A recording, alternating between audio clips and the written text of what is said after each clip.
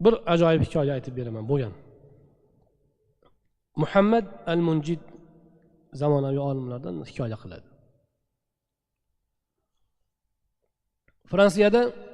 Fransiyada bo'lgan voqea.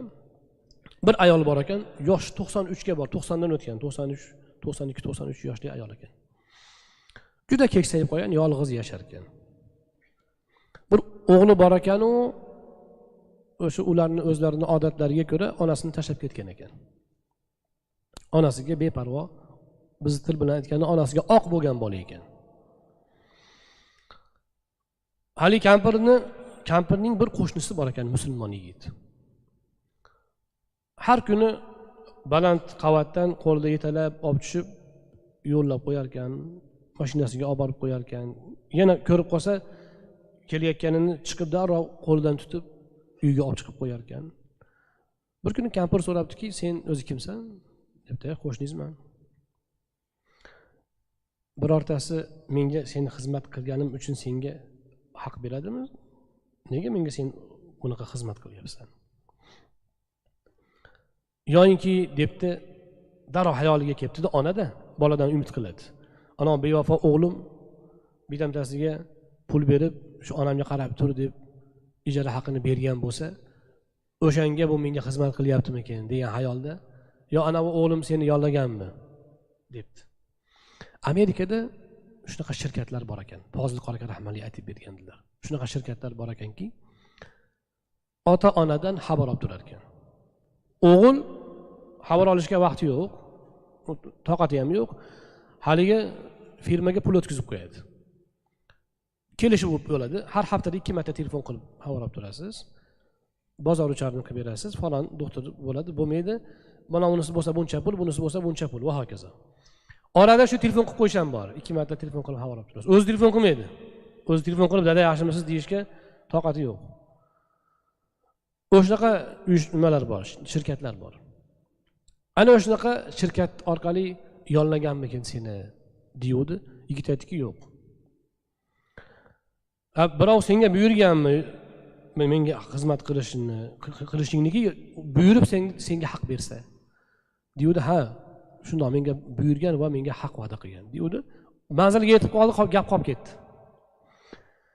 Xizmat yana davom etyapti. Yana bir kuni hali kampir yana so'rab qoldi. "Menga qara, sen tunov kuni menga tayinlagan, buyurdi menga senga xizmat qilishimni va menga ajr beradi deding-a? Ha, shundoq. Kim u? Kim?" dedi, so'rab qoldi. Musulmon yigit aytdiki, "Alloh" dedi. Kim? Alloh. Alloh menga mana shunday nochorlarga rahim qilishni, ularga yordam qilishni buyurgan va bunga ajr va'da qilgan. To'xta. Menga Alloh haqida gapir dedi. Haligi yigit Alloh subhanahu va taolo haqida gapirib ketdi va payg'ambar alayhisolatu vassalomni, islomni tanishtira ketdi.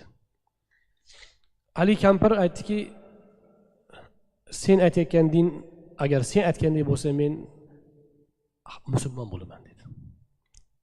"Qayerga borishimiz kerak? Ket, yur." Fransiyadagi islom markaziga borishdi.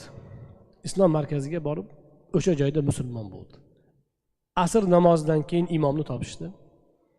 Musulmon bo'lib, iymon keltirib uyga qaytdi. Uyga qaytib keldi-yu, yuragi sanchib og'irlashib qoldi va o'sha kuni vafot etdi. Vafot etgandan keyin o'g'li yetib keldi. Keyin o'g'liga, "Bu onang musulmon bo'ldi. Endi biz musulmonlar qabristoniga qo'yamiz buni" desa, "Bo'lmasam onamni pulini to'lab qo'yinglar" debdi. Desa, musulmon jamiyatlar, u yerda juda inoq musulmon jamiyatlar bor. Darrov pul to'plashib, haligi pulni berib, haligi ayolni musulmonlar qabristoniga dafn qilishdi. Rasul akram alayhissalatu vassalom vaqtlarida xuddi shunga o'xshash holat bo'lgan. Bir kishi, "Ya Rasululloh, hozir musulmon bo'lib, siz bilan birga mana shu jangda ishtirok etsam, men jannatga kiramanmi?" deganda, "Ha" deganlar. Ya'ni o'sha holatda-da. Va u odam mana o'sha jangda halok bo'lgan. Rasul akram alayhissalom aytdilarki, "Bitta ham ibodat qilmasdan jannatni topib ketdi" dedilar. inson oxir nima bo'lishini bilmaydi. Haligi kampir musulmon bo'lib iymon bilan ketdi va Allohga cheksiz muhabbatga to'lgan qalb bilan ketdi. Keyin qiziqishibdi.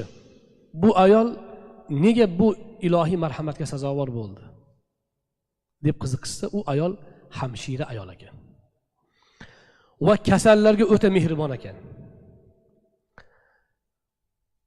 Kasallarga o'ta rahm shafqat bilan qaragani uchun Alloh unga rahm qildi. Va unga iymonni nasib qildi va u musulmonlar qatorida, musulmonlar qabristoniga dafn qilindi. Ana muhtaram azizlar, rahm shafqat insonga qanchalar ne'mat beradi. O'zingizcha qattiqqo'llik bilan bir narsalarga erishaman deysiz. Men hali ko'rsatib qo'yaman. Hali men qilaman, bu qilaman. Yo'q.